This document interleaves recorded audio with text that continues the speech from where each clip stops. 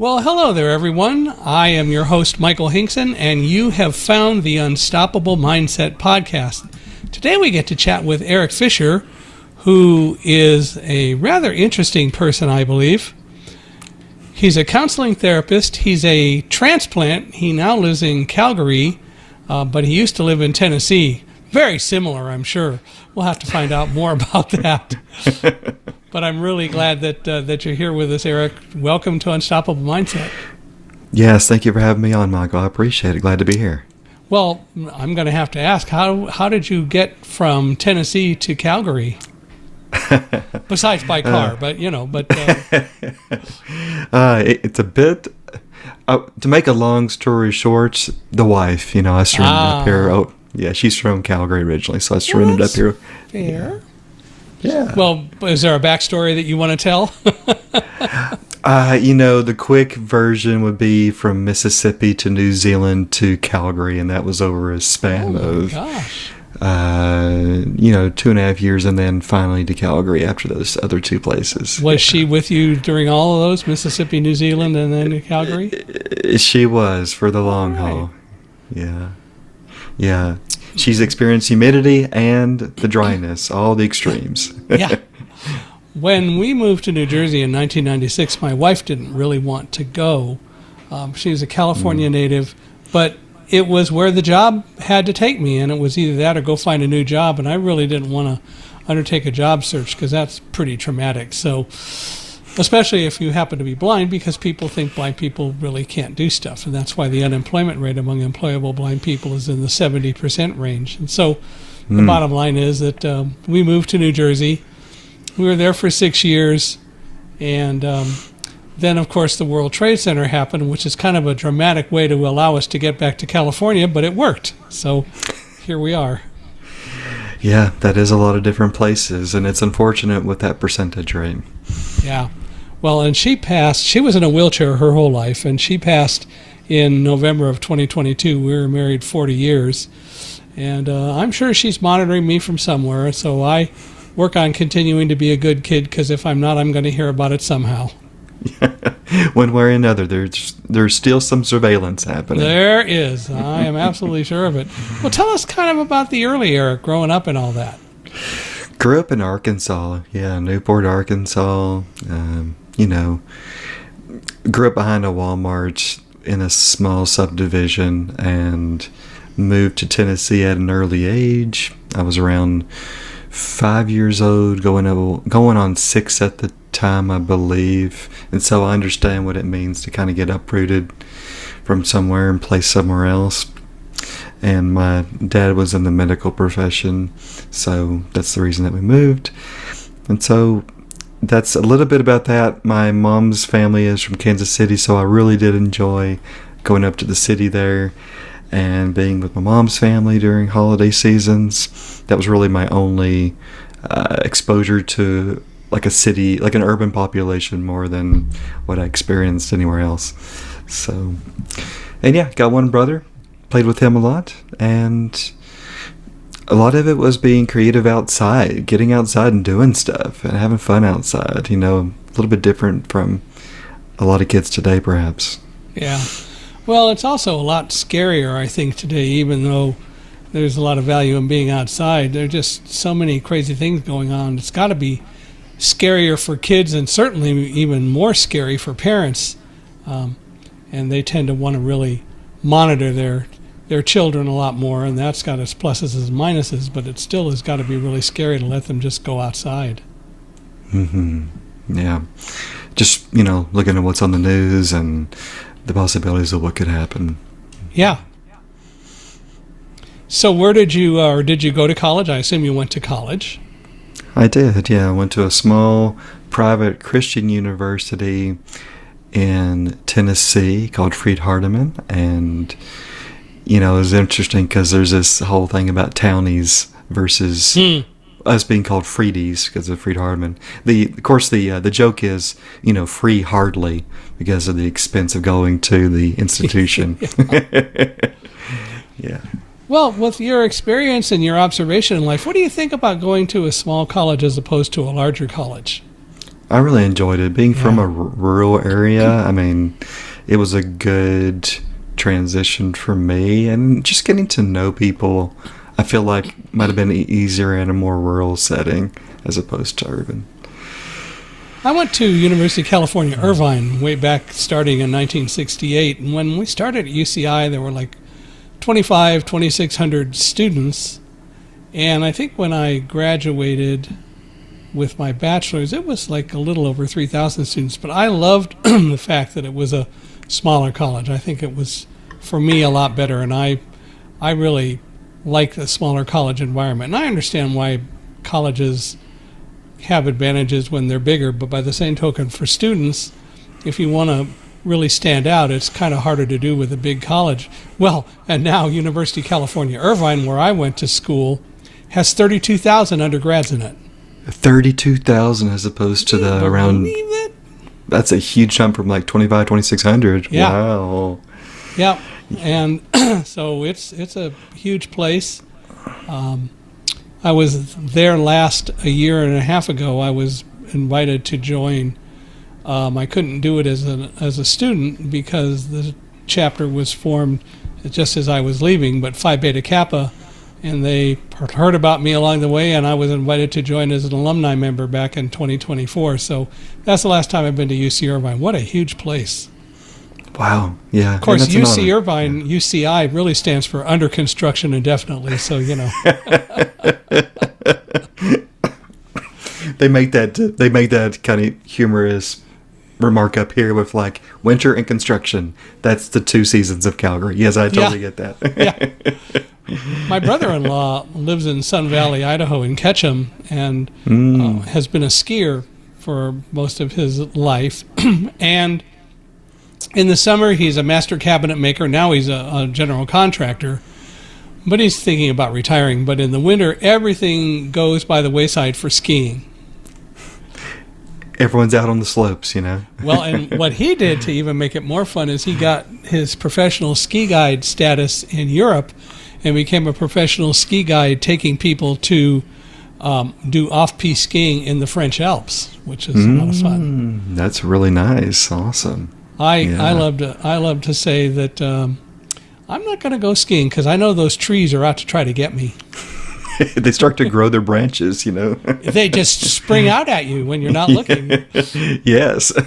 Yeah, I've never skied. I don't have anything against it. It's just not one of those things that I've done, but he enjoys it, and I'm sure it's a lot of fun to do. Yeah, I can appreciate people that do. Yeah. Well, what did you do after college? Well, you got your undergrad, and then you went on. Yeah, so after my undergrad, I stayed at the university, and, you know, I had a bachelor's in psych, and I was like, well, what do I do with this degree? And so I decided to move forward since I didn't see too much availability and did a master's in clinical mental health counseling. Yeah. And during that time of my master's, I was able to intern with the FBI, which was a great opportunity. Yeah. What caused you to do that? I found, part of it was just a lot of curiosity. Of course, watching a lot of media and the work that they do. Yet, I also found the possibility of implementing the psychology from a law enforcement angle on a federal level with this. So I did interning in my bachelor's at FBI. That was really nice at a local office. And then later on in my master's at the FBI headquarters in D.C. And just really interested in just the field and the different psychological opportunities. You didn't stick with it, though, or? I did the internships. I did the agent exam and failed. And oh, boy. Just kind of had my time with it and then moved on. It was a great experience. What'd you learn from it? The importance of teamwork, the importance of community, the importance of attention to detail. And I can't say how I came to those because then I have to bring up certain things that I can't talk about. But just the importance of being able to work with other people from other walks of life and just seeing everyone's different perspectives is something that I learned. Coming from, small town, quite homogenous, small university, and then being able to meet people from different parts of the country, even different territories like Guam. It was amazing to branch out and just have that life experience. Get a lot of different experiences, and you saw how people in other parts of the world live, which obviously has to be an interesting perspective. Yes, it was really interesting, and just seeing how they think and their outlook on the world. And I had to take a polygraph examination for both internships, so the importance of honesty. Not that I didn't think honesty was important before, but definitely when you're under the microscope and being asked yes or no questions, it's an interesting experience. Yeah. Well, I guess you must have passed the lie detector test. They didn't throw you away or put you in jail. That's right. Neither of those happened. I did have one question asked of me that was a little bit ambiguous. It was coming up that I deceived. It's something that happened earlier in the day, and then they asked me about it, and then I said something that was not the truth, and then I explained the reasoning as to why, and then the agent was like, okay, thanks for letting me know. It's all good. It's like, okay, that's good. Yeah, they have to be pretty skilled interrogators to really be able to do that and ask questions. And I know no matter what's going on with the lie detector technology, they're observing you as well. So they're looking for things. And I suppose it's possible to fool the lie detector technology, but I know that it continues to get better too. Yeah, and I'm wondering if that's because like people are sociopaths or they don't have any, they actually believe what they're saying. Yeah. I've never taken lie detector tests, but I know that for me, I'm not a good fibber, so I've got to tell the truth. And like I said, my wife's watching anyway, so I got to always be a good kid. If you were taking a lie detector test, Michael, and you said something, you might get an invisible slap, like, oh, okay. Exactly. Okay, I get it. Or a poke or something, yeah. And you just never know. So better to just be honest about it. But yeah, I understand what you're saying. But it is fascinating. I'd love to experience taking a test sometime, but because I only understand all about it intellectually, having never seen it on television or anything like that. But by the same token, I'm glad that the technology exists, and I'm glad that the people do what they do. And I too very much believe in law enforcement. I believe in the value of the FBI and police and so on. I took a couple of police-oriented courses when I was at UC Irvine. We had an engineering professor who was a reserve deputy sheriff. So we got to do ride-alongs and even went down and visited the Orange County Jail once, and because he set it all up. So it was kind of fun to be able to do it. And I learned a lot and value that. That's awesome. I'm glad you had that experience. Yeah, I think it's kind of cool to be able to have had that. So you got a master's degree. Did you get a PhD? No. I was encouraged to do so, to pilot higher and deeper, as the PhD acronym goes.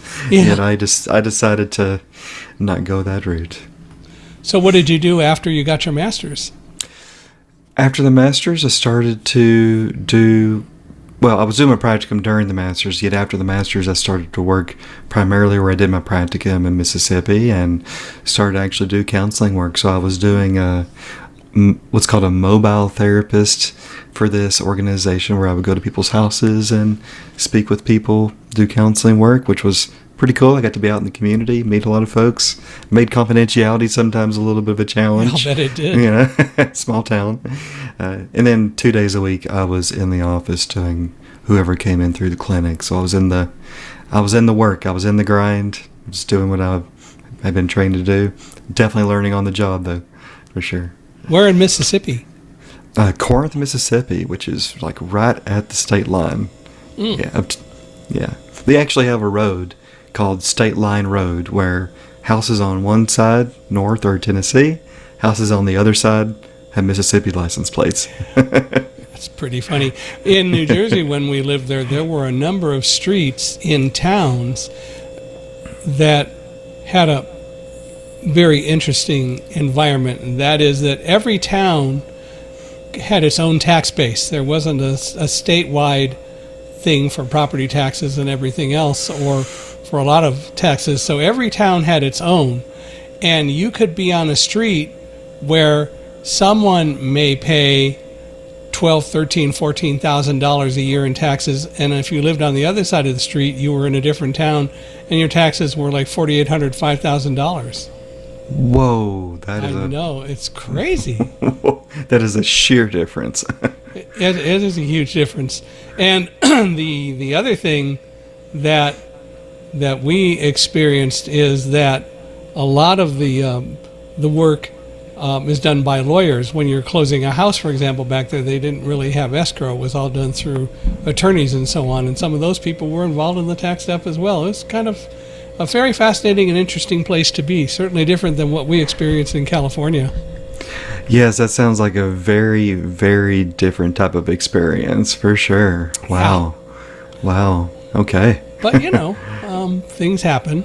Well, so you started doing counseling and therapy, and as you said, and I can appreciate how it must have been difficult sometimes from a confidentiality standpoint, because it is a small town and people overhear or talk about, and that's not always a good thing. Yeah, things like that come up. You hear the whispers. And one time I was actually trying to find a place in a lower income part of town, and I was doing circles in the neighborhood, and a police cruiser started to follow me. And so I stopped my car, got out with my credentials, told the police officer who I worked for, and then he was just kind of like, "Oh, okay, carry on." So did you ask him for directions? You know what? I did not. No, like that would have made sense. I'm trying to find this house number. Oh, over there, sir. Okay. But no, I did not. Oh, gosh. Well, so how long were you in Mississippi then? I was in Mississippi from around 2009 to 2013, I want to say, because we left for New Zealand for the whole year of 2013. So 2012. Sorry, the end of 2012. So about 3 or so years. Okay. Yeah. Well, how did you meet your wife in all this? Online. Yeah, back when it was clandestine. Like, you met somebody online? Are they an axe murderer? Can you trust them? Do you need to get references? Which she did. Yeah. Yeah, and she checked you out, huh? She checked me out for sure. She even called people that I gave references for, and then we courted for 2.5 years, and then after that, tied the knot in Tennessee, moved to Mississippi. Well, she moved to Mississippi where I was already living, and yeah, we were there until we went to New Zealand about 10 months later. So she was living in Tennessee at the time? She was up here in Calgary. Oh, she was in Calgary. Okay. We got married in Tennessee. Yeah. Okay. Well, that's cool though. What prompted the trip and moving to New Zealand for a year? I like New Zealand. I have been there, and I actually spent 3 weeks there, and very much enjoy it. Whereabouts? Well, I wanted to ask. All over New Zealand. I mean, I was there with the Royal New Zealand Foundation of the Blind. They asked me to come and speak in 2003, talk about September 11th and so on. And they were trying to raise funds, so we helped them raise something like over $375,000 in a 3-week period. And literally, I had 21 speaking events in 13 days, all over both islands. Wow. That's a lot of speaking events in a certain amount of days. You've probably been more than I've been, more places than I've been. So what prompted the move was a friend of mine I had made previously being there. He reached out to me through just electronic media. He was having a spiritual emergency, and he asked me to come. To come help him. And so I just said, sure, let's do it. My wife and I left the rental unit, the rental house where we were staying, and left furniture behind, 2 cars behind, appliances, and we just left, and we're there for 13 months. Wow. Didn't look back. Did you spend any time in Dunedin while you were there? We didn't spend any time in Dunedin. We weren't weren't much. Correct me if I'm wrong. Island. It's only there for like a week when we did some vacation time. Yeah. They gave me literally a half, 3/4 of a day off from speaking. In fact, they said you can play in Dunedin, and so we were there, and it was one full day. They had some unique toys to play with in New Zealand. They had a thing called a bungee rocket. Have you ever heard of that? A bungee rocket? No. So you know what bungee cords are, and you stretch them out and all that. Well, the bungee rocket, you attach bungee cords to this platform, this cage, but the bungee cords are attached to a device way up high, and then they're also attached to this cage. And then they pull the cage down and they fasten it. So the bungee cords are very stretched. And then people get in and they sit down and they fasten seat belts. And then when everybody's all secure, they loose the platform and the bungee cords pull this thing up like a rocket. Whoa. Yeah, I wasn't about to do that. I was with someone who did, and he came off apparently as white as a sheet. He said, I'm never going to do that again. It was a one and done experience for him. It was. And for me, it was, I'm not going to do that, brother. No. And I had my guide dog, and somebody would have held the dog, but I wouldn't do that. I had other memories which are more fun, I think, and probably for me more pleasurable. Yeah, one of the things we did down on the South Island was some knife making, and it was really, it was something I surprised my family with. They didn't know what we were doing that day, and this guy was hilarious. I mean, something straight out of a documentary about New Zealand as far as like locals you would see. He had a witty sense of humor, and he would like finish off the knives for us after we did the preliminary steps just to make them look nice. Mm-hmm. Yeah, that was one of my favorite memories down there. Wow. Yeah, I've got a lot of memories, even though it was back in 2003.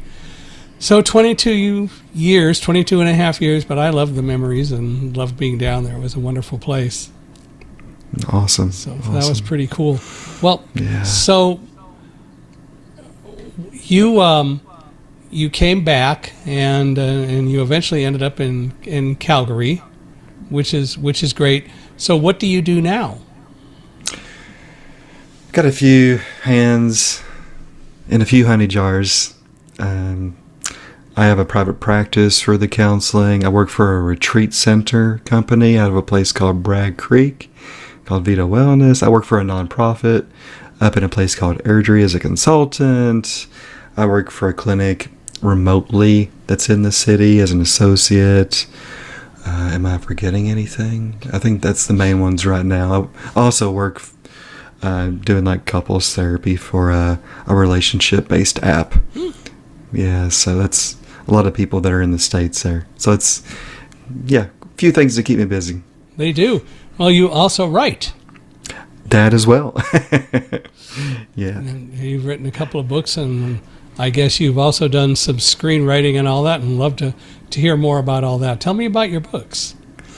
Yeah, the first book that I published, self-published, and that was 2 years ago now. That is called The Martial Art of Recovery. Self-mastery practices to subdue addiction and achieve mental wellness. Say it 3 times real fast.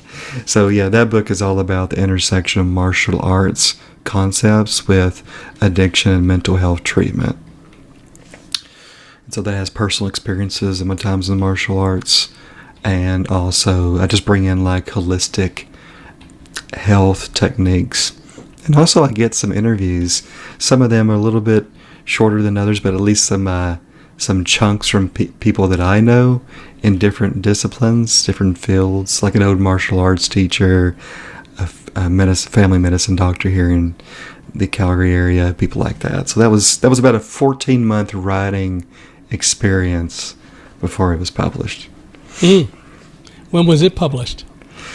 Back in March of 2023. Okay. That's your first book? That's my first book, yes. That's your first, yeah. Yeah. What do you think of being an author and the whole experience of writing? There was a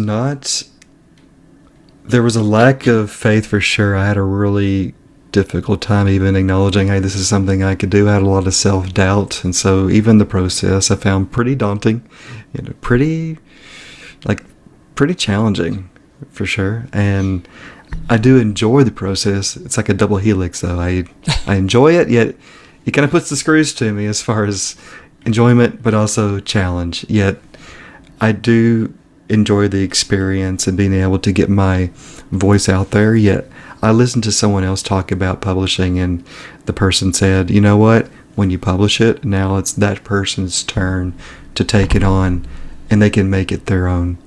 Yeah. And so I found that to be a really cool way to look at it. So yeah, I enjoy it. It's been good. It's been fun. And then you wrote a second book. I did, yeah. That one's called Buried Alive, 4 Ways to Free Yourself from the Dirt. It's a lot more personal, I think, because it is about a true story that happened to my dad, and something that was quite harrowing for him, which, yes, as the book title suggests, is what happened. And part of the book is about the interviews I did with the 3 men involved with this very scary incident back in February of 2000, so 25 years now.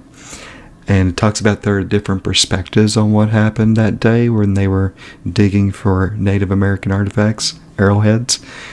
And I bring in some self-help concepts that apply to what happened that day, and also just for anyone that's looking to bring those into their own lives. So what happened? Yeah, so they were digging at what's called an overhang, which is like a cliff face that juts out, small little, I don't know if you would even call it a cave, but there was a place underneath the overhang that kind of came in.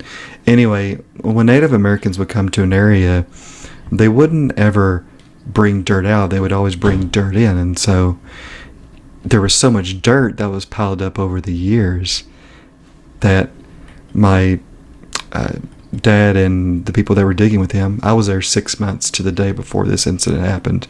We would have to dig. They would dig to get to their arrowheads that were quite far down underneath the dirt. Yeah. And so this unfortunate day, my dad was in a hole probably, 8 or 9 feet, and a little dirt fell on him. And, he kind of joked with his friend Jason, who was further up this hole. And a few seconds later, all that dirt just caved in, just quickly, automatically. He was vanished without a trace. And then a big rock came down on that dirt. If it wasn't for that third person that decided to come that very morning, they did not come before, his name's Jerry, then I'm sure that my dad would have died.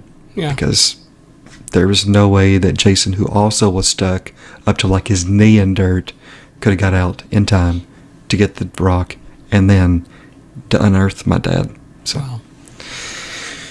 Yeah, it's a fascinating book. Now, you self-published that one as well? I did. I didn't wait around. Just went ahead and, published it out. Do you have other books in you? I have one done. I needed to get it edited and editorial reviews and get my book cover designer over in Italy to do her magic she did on the last 2 books. So, yeah, I do have one in the oven. Can you tell us a little about what it will be about or what it's called or anything? Sure. The book right now is called I'm Listening, and it's all about my experiences, my pitfalls, my learnings as a therapist. And so it's a bit of a memoir of my professional work in the field and some personal experiences. I think one of the most powerful things about books, especially when you're dealing with more nonfiction, because fiction books usually have stories with them, but a lot of nonfiction books don't really provide enough, I think, of a personal inroad to the individual who wrote the book. One of my big beliefs, one of my pet peeves, is I think textbooks are so boring, like physics. My master's degree is in physics, and I maintain that the big problem is that none of the physics professors who are writing all these books ever put anything in about their own personal experiences to really get people excited because of their stories and what they can teach through their stories. It's just all math and equations and words just about the physics, but never the other part. I think that textbooks would be better if they'd put some stories in them. I think so too. I think people's eyes wouldn't come out of their sockets and they wouldn't, be comatose, They can actually keep up and they can be engaged and involved with the material. Yeah.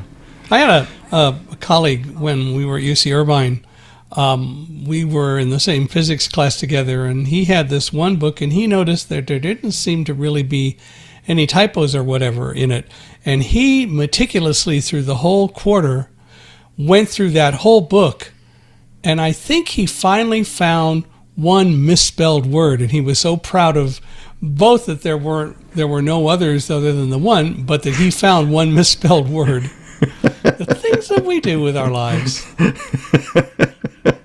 Hey, what people do sometimes for kicks, hey? Yeah.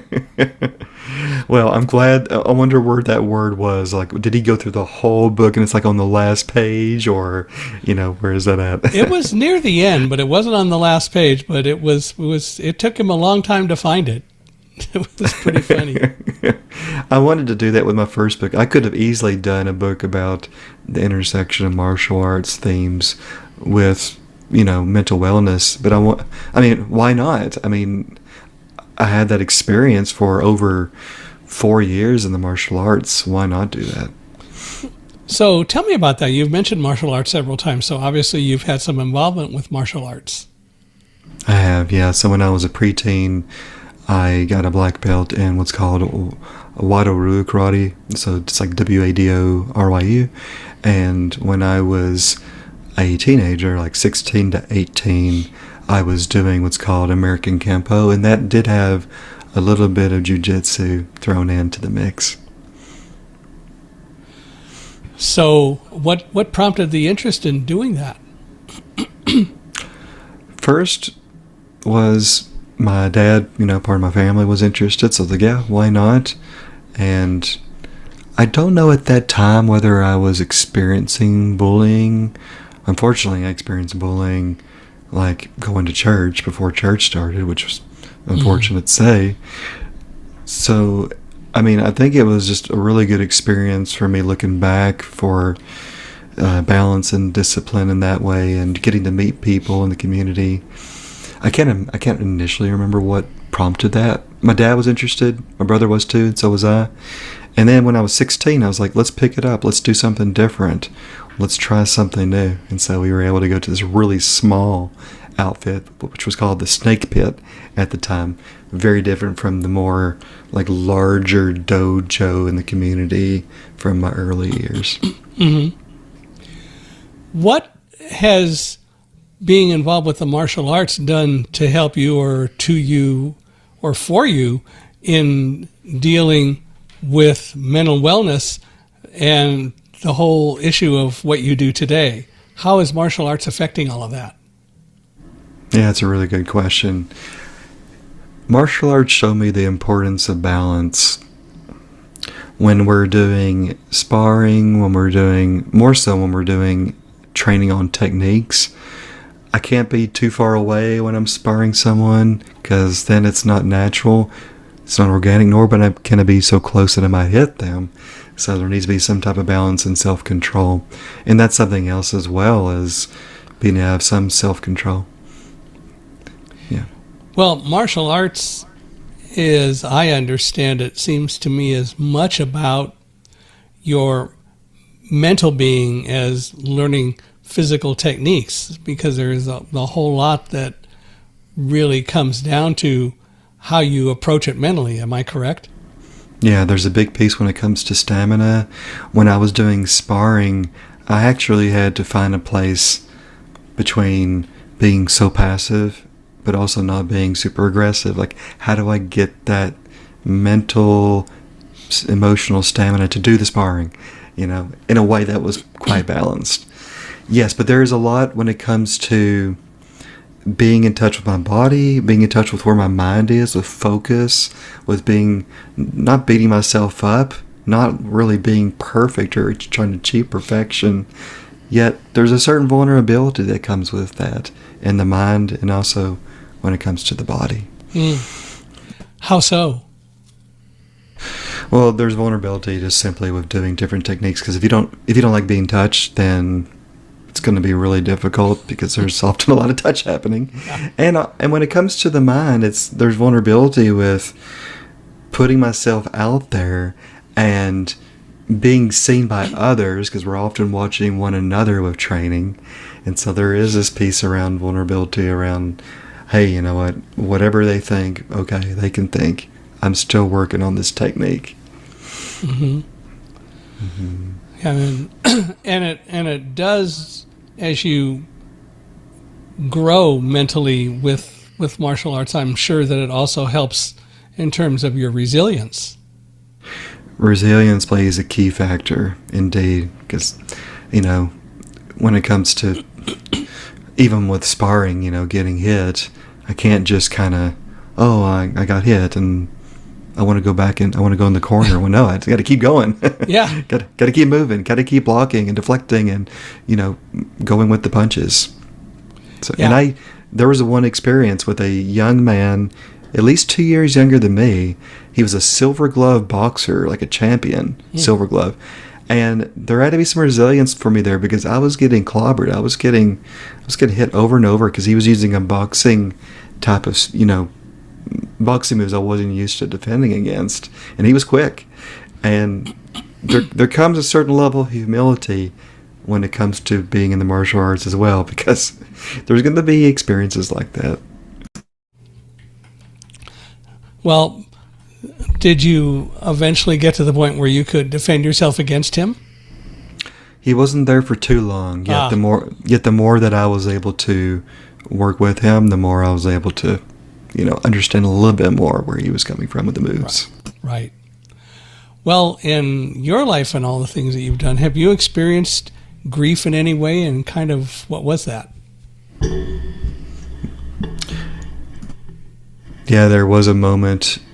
There was an issue when it came to a disenfranchised loss. My wife had a silent miscarriage, and so that was pretty brutal how that turned out for her and vicariously for me, and seeing her go through that really difficult, emotionally painful situation was hard.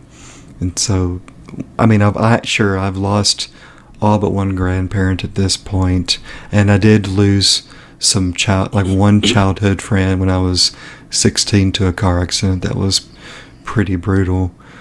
Yet this loss was really difficult because it's something that a lot of people don't understand. They don't want to talk about. They don't know what to say, or it's really difficult just to listen, and that was hard. Yeah, but at the same time, as you well know from all that you've experienced, God doesn't give us things that we can't handle, and we have to learn to move forward. With resilience, with God's help. Resilience, yeah. Yeah, with prayer, perseverance, yeah. I lost my father actually on November 1st of 1984, and then my mother in May of 1987. Then my brother actually developed breast cancer in 2011, and they dealt with it, and he went into remission, but it came back, and he didn't take care of himself very well, as I understand it, because he lived in Florida and we were in California. But anyway, it came back and it metastasized, and so we lost him in 2015. So, and then at the same time, there were relatives on my wife's side that we lost a couple very unexpectedly. And yeah, you do learn to deal with grief, but you learn that you got to go forward. And so when Karen passed in 2022, at least it wasn't totally all of a sudden. So I had some time to prepare.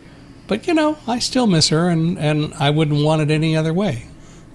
Yeah, for sure, right? And losing your parents around 2.5 or so years apart, and with your brother, and then with your wife, that's a lot. That's a lot. Yet, I hear that even though there was some preparation time for you, it can still be difficult. It can still hit the nail. I was doing some grief work, a grief course, and they showed us this poem called "Whose Grief Is Worse," basically. And there was these two experiences of someone that lost someone suddenly and someone that knew.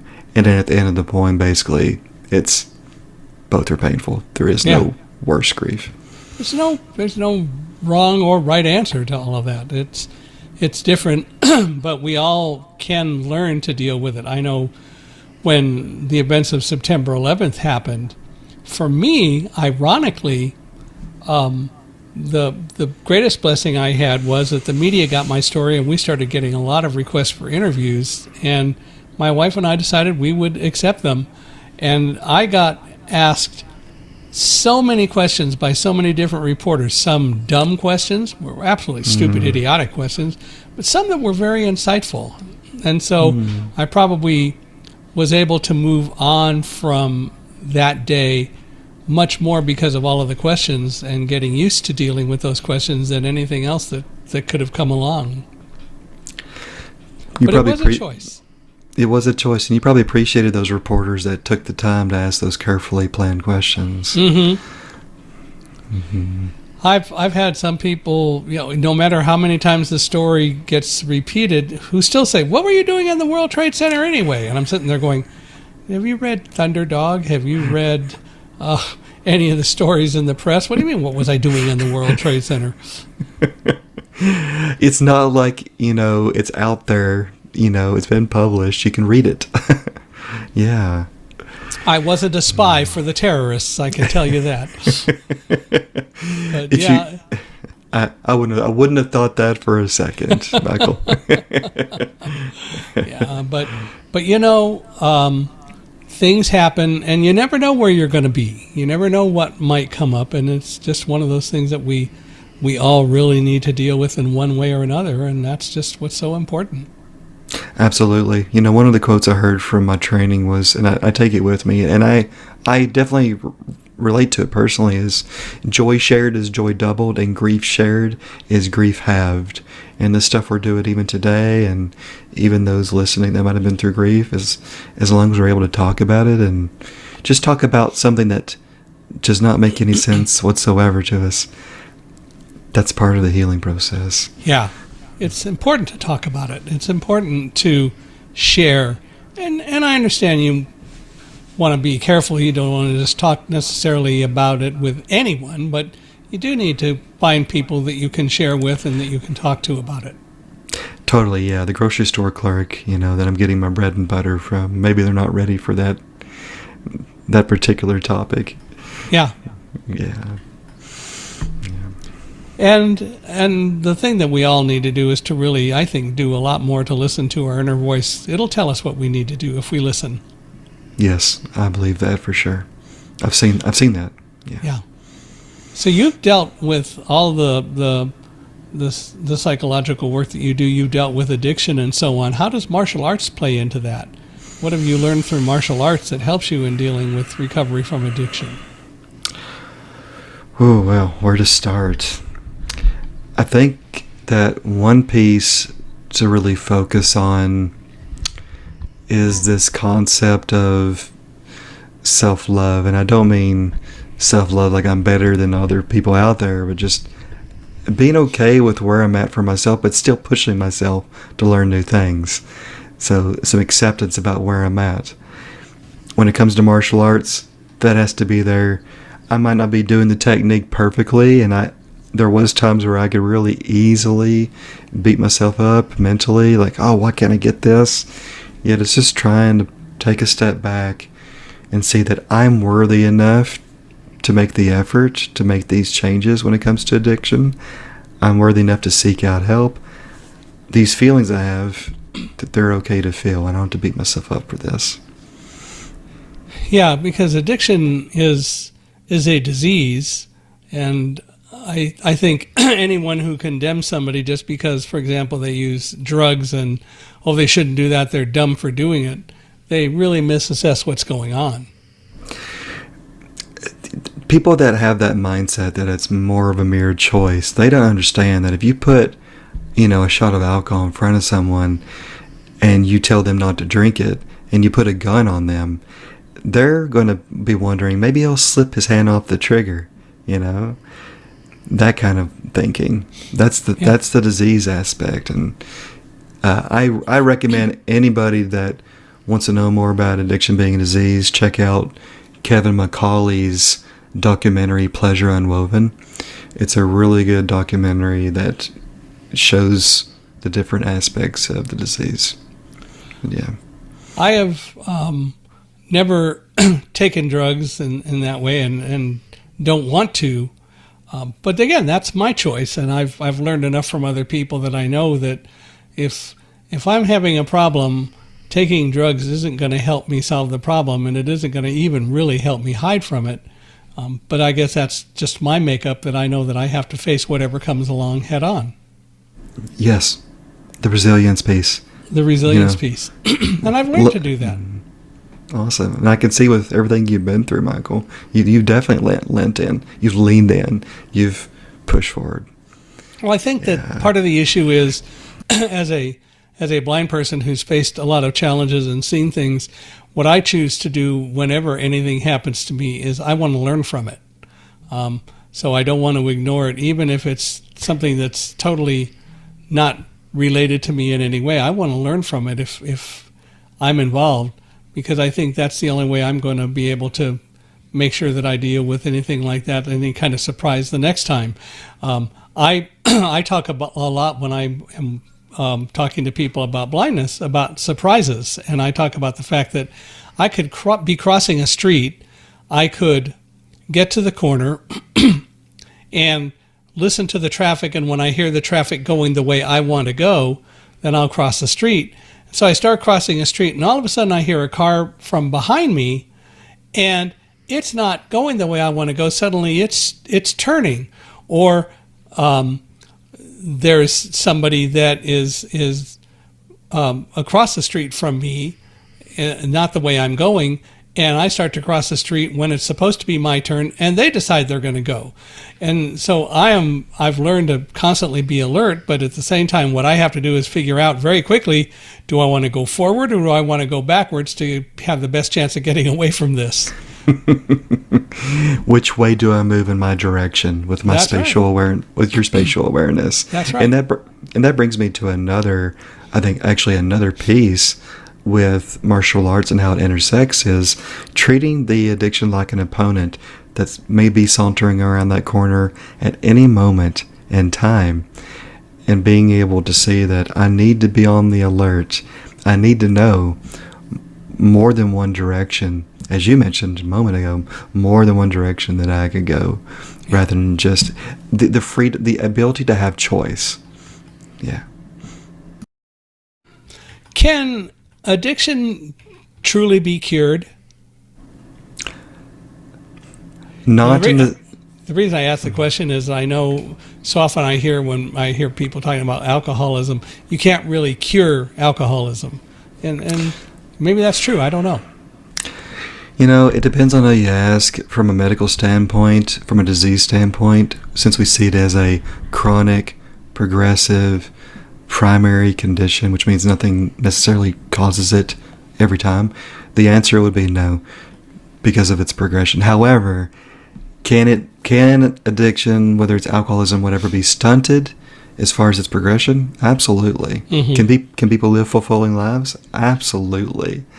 Can there be reversal of certain symptoms and signs? Yes. However, I think that to say, one day someone's going to wake up and they no longer have cravings or the warning signs or the neurobiological strings, it's tough to say that's a no. Yeah. But that's the makeup of the individual that brings that about. I take an occasional drink. In fact, Karen and I used to have a drink on Friday night, one drink, and I kind of honor her by having a bourbon and 7 every Friday night when I cook dinner, but one, because I've never been a great fan of the taste of alcohol, but I understand there are a lot of people who really like the taste of it, and that has led them into pretty dark places, which is unfortunate. Yeah. But it still happens. It does still happen, for sure. And I appreciate you liking bourbon. We make a bourbon walnut ice cream. Ooh. I don't ever drink the bourbon by itself. It's been in the cupboard for months now. And anyway, so. Well, My bourbon and 7 is a whole lot more 7-Up than bourbon. So, Totally right. And good for you for having that ritual, for you and for her. yeah, that's kind of neat to be able to do that. But I've just never felt that I need to, and I'm glad. So, it's a continuing to share that. Well, you do a lot of couples therapy. How does all that go, and what kind of challenges does that make for you and for them? Well, I'll give you this short story. We were eating at Denny's with this man, and just a friend of a friend, and he said to us, he asked me about my work, and I told him, I'm working with, a lot of addiction and with couples. He's like, I heard from another counselor, Eric, that if you really want to make it hard on yourself, you work in addiction and you work with couples, it'll always make you have a challenge. I'm like, yeah, true. And so when it comes to working with couples, it is challenging. There's something about having two people to work with. There's so many dynamics at play, different than perhaps being with just one person. Coming from two different histories biographically, different life upbringings, family upbringing, personalities, it can be really challenging. I do appreciate the challenge. I've learned so much. I learn from each couple that I work with, and it's a whole different beast. Yeah. And it is, I like what you said, though. You learn from it, and that's probably the most important thing that any of us can do with anything in any endeavor that we undertake, is that we learn from it. If I can't learn from something, what am I doing there? And if I'm not learning from something, how can that benefit other people that I'm trying to help support? So, I tried to get the couple to start to be, them versus the concern, rather than you versus me. That's a big goal of couples therapy. That's an interesting way to put it, and that makes a lot of sense. I've never thought of it that way, but it's them. It does have to be them, but them versus the concern. That's interesting. Yeah. Then they start looking at how can we collaborate rather than trying to annihilate each other. Yeah. Metaphorically speaking. So you've talked about the work that you did when you were in Mississippi, when you worked in small towns and so on. And you worked in probably some fairly substantive places as well. What do you find that's different about outpatient versus inpatient work in terms of what you do and how you approach it? Well, I'll just say that doing inpatient work is kind of like raising kids. So, I don't have any experience because I don't have kids. I got nieces and nephews yet. I know that feeling well. Yeah, there's just something about being around someone more than just like that hour and a half, seeing them like 8 or 9 hours a day. You get to know them pretty well, as opposed to, once an hour every 1 or 2, 3 weeks. That in that comes some benefits with the inpatient work, yet also it can be really difficult when it comes to boundaries. They feel like you can do things that maybe you're not able to do professionally with them. Maybe like as far as like self-disclosure wise or things like that. And there's just a thing around boundaries, and even with the inpatient work, I'll have one client come and say, hey, this other counselor said I could do this. And I would be like, okay. And then I found out later the counselor didn't say that at all. So there's that type of drama you got to deal with the inpatient work. But you don't find that as much with outpatient because you tend to be able to get closer to the individual, and that probably also develops a higher trust level. There is a higher trust level. If you mean like doing outpatient work or inpatient? But with the outpatient, for sure, because I am solely with them, and they know that time is of the essence, whether it's weekly or biweekly, whatever, and I'm being able to focus on them. Right. For sure. Yeah. And it's a lot harder to do that when it's an inpatient kind of situation. In my 2 experiences, both up in Calgary and also Mississippi with inpatient, there's so many other things in the inner workings of doing inpatient going on that, sure, I can still have that time with somebody, Yet I'm also thinking about, the next class, the next group offering, other logistical duties. It's a little bit easier to do that one-on-one. Yeah. Indeed. Do you think that you can develop, I assume the answer is yes, but I'll ask, do you think that it's possible to develop the same level of trust in doing inpatient work, or it may be harder, but can you do it? That can happen on a case-by-case basis, depending on my relationship with someone. Yeah. Yes, I can get there. And, and sometimes, paradoxically, it can happen even quicker than outpatient, depending on the situation, because I am with them. There is a positive with that. Yes. It's a matter of working to build it.